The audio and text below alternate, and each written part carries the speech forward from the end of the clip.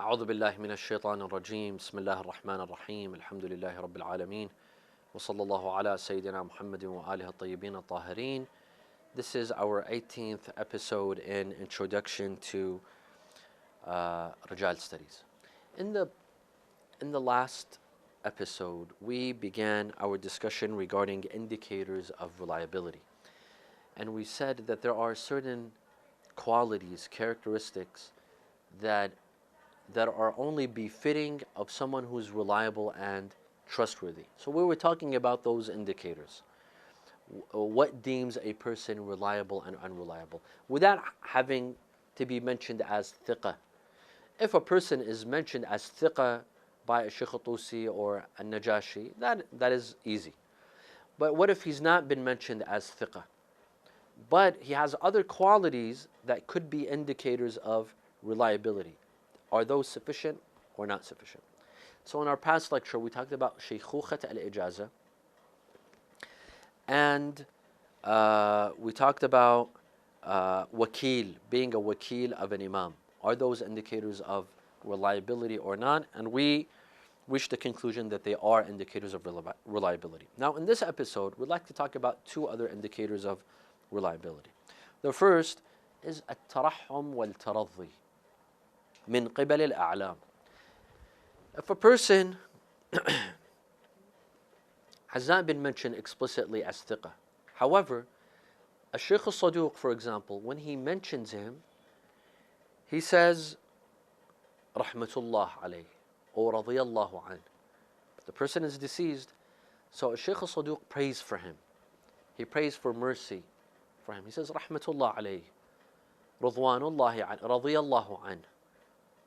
Is this an indicator that that person was reliable or no? And this is called at-tarahhum wa-at-taradhi. At-tarahhum, when a Shaykh al-Saduq or Shaykh al-Tusi or al-Kulayni says rahmatullah alayh. At-taradhi, when he says radiyallahu anhu, may God be pleased with him. Rahmatullah alayh, may Allah have mercy upon him. Are these indicators of reliability or no? Sayyid al-Khoi says no.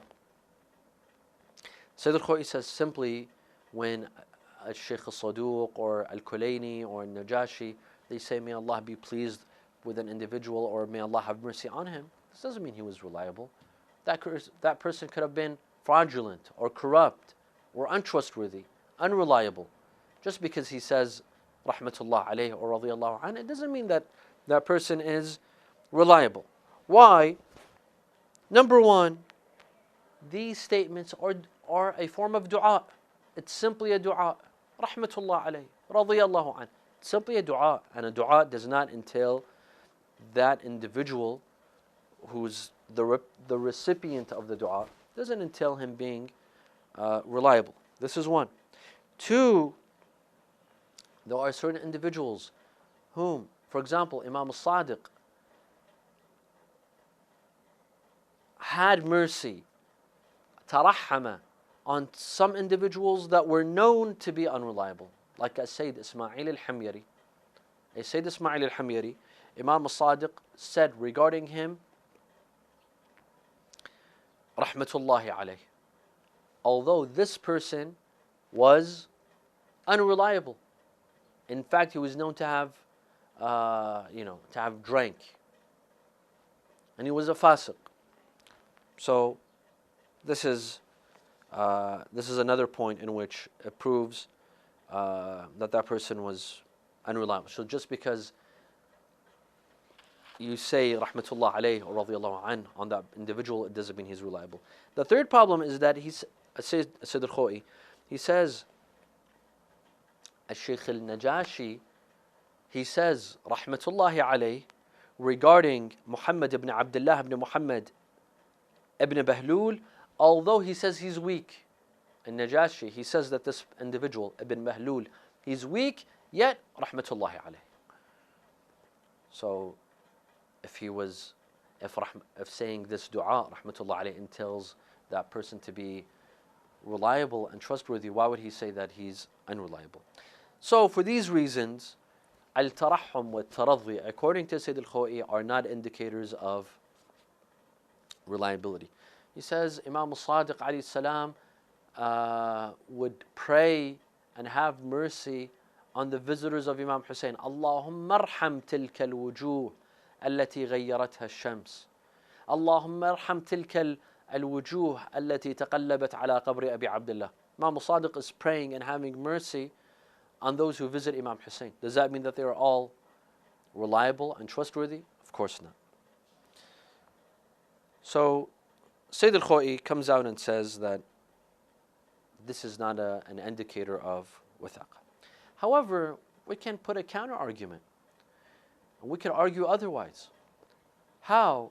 You see, this tarahhum and taradhi, this dua, number one, it's not coming from a normal person. It's coming from a Shaykh al-Saduq, al-Kulayni, al-Najashi, al-Shaykh al-Tusi. We're talking about these individuals. If they have mercy on someone, if they say rahmatullah alayh, radiyallahu an, these top scholars, if they say this. So it's not me or normal individuals that are saying this. This is one. Two, although this is a dua, although by saying rahmatullahi alayh, this is a dua, although by saying radiyallahu an, this is a dua, but indirectly it only goes to a person who is deserving, someone who is highly qualified, someone who's of a high caliber. So although directly it's a dua, but indirectly you're actually saying that this individual was of a high status. This person was not an average person. That person has to be reliable. That person has to be trustworthy. Let me give you an example. Today, when we say قُدِّسَ سُرُّهُ رَحْمَةُ اللَّهِ عَلَيْهِ طَابَ ثَرَاهُ, these are high expressions that are only used for whom? Maraja' or highly respected scholars. Although it's only a dua. When a normal person dies, you say rahmatullah alayh. You don't say quddisa sirruh. You don't say taba tharah. These are expressions used for top scholars and individuals. So it shows not only that person is a scholar, but that person is righteous, that person is reliable, right? Thiqa, adil. Same thing goes for rahmatullahi alayh and radiyallahu an when it is being stated by a Shaykh al-Saduq or a Najashi. And the problem is there are certain individuals that there's no proof that they're reliable other than this dua. For example, Ali ibn Muhammad ibn Qutaybah. This individual, a Shaykh al-Saduq narrates a lot from him. A lot. But the problem is Ali ibn Muhammad ibn Qutaybah has not been mentioned explicitly as thiqa. No one says that he's thiqa. But if I recall correctly, that as-Saduq, in several places he says rahmatullahi alayh. May Allah have mercy on his soul. So does that mean that he was reliable or not? So you see, it has a lot of implications. Now as for what Sayyid al-Khoi mentioned regarding the zuwar of Imam al-Hussein and Imam al-Sadiq saying rahimallahu tilka al-wujuh allati ghayyarat, well, there's a clue that he's not authenticating them, obviously, because these individuals are by the thousands and he's trying to encourage them. This is a dua by Imam al-Sadiq, but it's actually an encouragement to go for the ziyarah. So he's not trying to authenticate anyone. So this is a different story. But when Shaykh al-Saduq narrating from a narrator, and that narrator doesn't have an explicit authentication, but he's saying rahmatullahi alayh, does it mean that he's reliable? So this is one. Two, we're arguing against the Sayyid al-Khoi. Two, what he said regarding Sayyid Ismail al-Hamyari, yes, Sayyid Ismail al-Hamyari, at some point he was fasiq. He was not religious, but then he switched and he became a good person. He performed tawbah and he became righteous. According to Sayyid Muhammad Taqi al-Hakim and Al-Allam al-Amini, the author of Al-Ghadir, they say that Sayyid Ismail al-Hamyari, he became a good person. And hence Sayyid al-Imam al-Sadiq alayhi salam, he says rahmatullahi alayh and yatarahhamu alayh, because he became a good person. At the end of the day, he became a good individual. And as for Al-Najashi and Ibn Bahlul, he says that Ibn Bahlul was weak, yet he says, Rahmatullah alayh. Well, this is a conflict between Jarh and Ta'deel. It's like a Shaykh Tusi telling us that this person is reliable and Najashi telling us that that person is not reliable. Khalas, there's a conflict and there's a contradictory remark, so we leave that person. This is not a problem. This applies to any places where there's a conflict between authentication and an inauthentication. Someone telling us that that person is reliable and another person telling us that that person is unreliable. We'll have to leave that person. So, for example, Abu Saduq tells us, Rahmatullah alayh.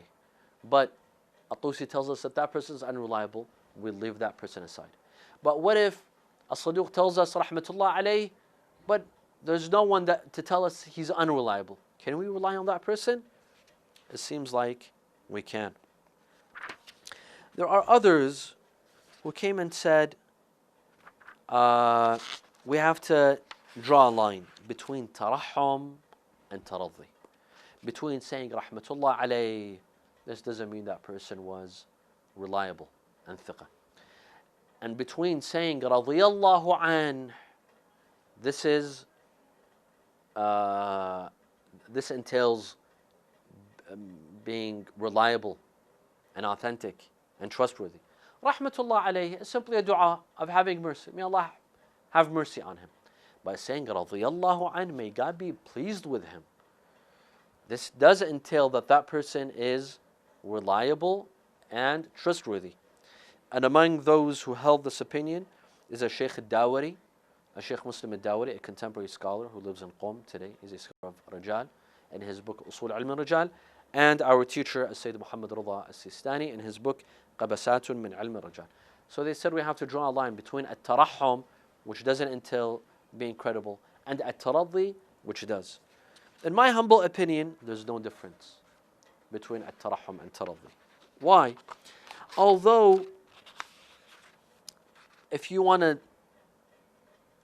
to be very, very detailed, there is a difference between tarahhum and taradhi. Tarahhum is saying, may Allah have mercy on him. At-taradhi, may God be pleased with him. There's a difference between have mercy, which might mean that person might have sins, so may Allah forgive him and be merciful with him. And the other is, may God be pleased with him, meaning he had good deeds, may Allah be pleased with those good deeds.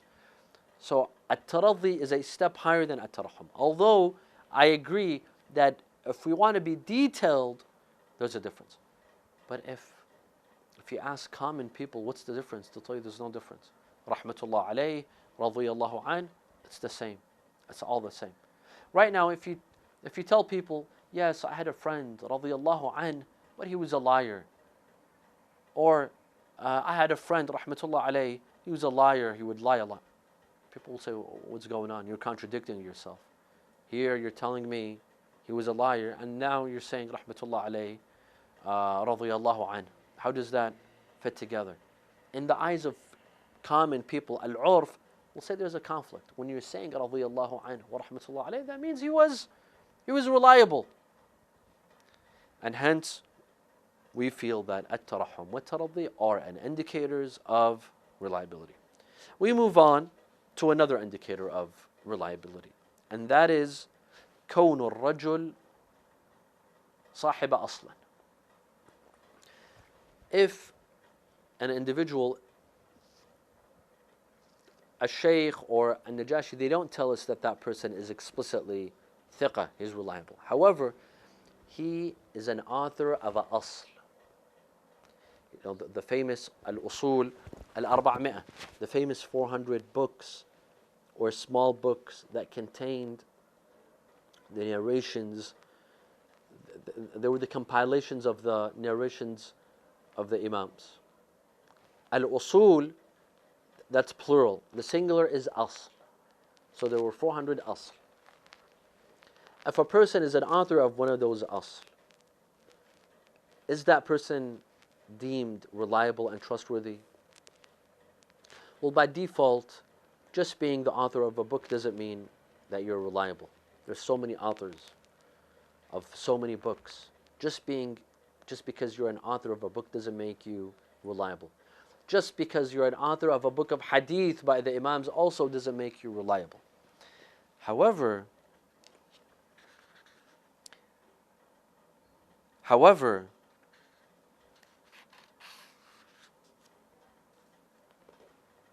we have been told, and we shall see, that those who wrote the usul are reliable. So we've been told by Sheikh al-Mufid and Sheikh al-Tusi that the authors of the usul, at least if they are not reliable, their books are reliable. Sometimes a person, he might not be reliable, but he'll write a book, that book is reliable. So in that book, he hasn't lied. He might lie in other places, but in that book, we're pretty certain that what's in that book is authentic and reliable. So this is the gist of the theory. There are some that believe, yes, being the author of a asl makes you reliable. Like a Sheikh al-Mufid. In fact, Sheikh al-Mufid is the origin of this theory. In his Ar-Risala al-Adadiyya, which we talked about in previous episodes, in which he authenticated over 42 individuals, and then he said, Ashabul Usul al-Mudawwana. He's praising them. He says, Al-Ulama al-A'lam, الذين يؤخذ عنهم الفتيا والأحكام أصحاب الأصول المدونة. Those scholars, they were the authors of the usul. He's praising them. Sheikh Muhammad Taqi al-Majlisi and his son Sheikh Muhammad Baqir al-Majlisi, the author of Bihar al-Anwar, they too believe that if a person is the author of an asl, that means he's reliable. Al-Hurr al-Amili believes that if you're the author of an asl, you're reliable, because regarding Al-Bata'ini, Ali ibn Abi Hamza al-Bata'ini, he says he's the author of an asl, hence we deem that he is reliable. Al-Allam al-Fani, a contemporary scholar who passed away several years ago in Qom, he believes that being the author of an asl deems you reliable. Al-Muhaddith al-Nuri as well, and Sheikh al-Sanad, our teacher Sheikh al-Sanad, these scholars all believe that being the author of an asl makes you reliable. On the other hand, there were other scholars that believed being the author of an asl does not make you reliable. Among them is Sayyid al-Khoi. Sayyid al-Khoi, and as we see, there's a pattern where Sayyid al-Khoi is very strict. He doesn't take these things lightly, and he says, no, these things are not indicators of amara. He says being the author of an asl doesn't make you reliable. Perhaps you could be a fabricator, someone who forges a hadith and be the author of an asl. So just because you're the author of an asl doesn't make you reliable. And his student, Sheikh Asif Muhsini, was a contemporary scholar of Rijal, also believes the same, that being the author of an asl does not make you reliable. Al-Wahid al-Bahbahani, he has an interesting section. He says that my grandfather, Sheikh Muhammad Taqi al-Majlisi, and my uncle, Sheikh Muhammad Baqir al-Majlisi, believed that if you were an author of an asl, you were deemed as someone who's reliable. He says, but however, we know that some of these authors, they were deviants. They were not even imamis. They were not ithna asharis. For example, like Ali ibn Abi Hamza al-Bata'ini. He was the author of an asl, yet he was a deviant. So that doesn't mean anything. And when Sheikh al-Mufid says, وَهُمْ أَصْحَابُ الْأُصُولِ الْمُدَوَّنَةِ, and he's praising them, well, some of them were not even imamis, like Abu al-Jarud, like Ammar al-Sabat. Abu al-Jarud was a Zaydi. Ammar al-Sabati was a Fatahi. He believed in the imamah of Abdullah, the son of Imam al-Sadiq. Abu al-Jarud believed in the imamah of Zayd, the son of Imam Zayn al-Abidin. Like Suma'a, who was a Waqifi. He stopped at Imam al-Kadhim. These were deviants, yet they were authors of usul. So how can we say that they're all reliable and trustworthy? So this is what Al-Wahid al-Bahbahani states. However, we can put a counter argument and say, just because someone was not an imami, some of these authors of the usul, they were not imamis, they were not ithna asharis, but that doesn't make them unreliable. That doesn't make them unreliable. Just because you have a different school of thought, or they were, as they're called, deviants, fasid al-madhab, they believed in another school of thought, it doesn't make them unreliable and untrustworthy. They had another belief, but doesn't mean they lie. So this is one. This is very, astonishing that Al-Wahid al-Bahbahani, he says, being the author of an asl does not make you reliable, because some of the authors of the usul were deviants. They believed in other schools of thought. So what? Just because they believed in other schools of thought, it doesn't make them unreliable. So this is one. Two, yes, there might be some authors of usul that might have been unreliable. Those are the exceptions to the rule. Like we said regarding everything else. Al-Wakala an al-Imam, Shaykhukat al-Ijaza, and all the other indicators of reliability. The general rule is that they are indicators of reliability, but there could be exceptions. There's an exception to every rule. And here, there could be exceptions to the rule. Three, Al-Bata'ini. Al-Bata'ini, this is not a problem. Yes, he was an author of an asl, but he, according to a lot of scholars, he's deemed to be reliable. At least reliable in his narrations that he stated before becoming a deviant, before rejecting and denying the imamah of Imam Rida. So we can rely on him. And the same thing goes for Abu al-Jarud and Ammar al-Sabati. These individuals were deemed as reliable, although they had a different school of thought. It doesn't mean that we cannot rely on them. And then Al-Wahid al-Bahbahani, after saying this, he comes back a bit and he says, هذا والظاهر أن كون الرجل صاحب أصلين أن كون الرجل صاحب أصلين أن كون الرجل صاحب أصلين يفيد حسنا لا الحسن الاصطلاحي. He says being the author of an asl is a merit. It's a virtue. We can't say that it means he's reliable, but at least it's a merit. In our humble opinion, being the author of an asl makes you someone reliable by default. That is the general rule. There might be exceptions. If a person is the author of an asl, we will consider him reliable and his books are reliable.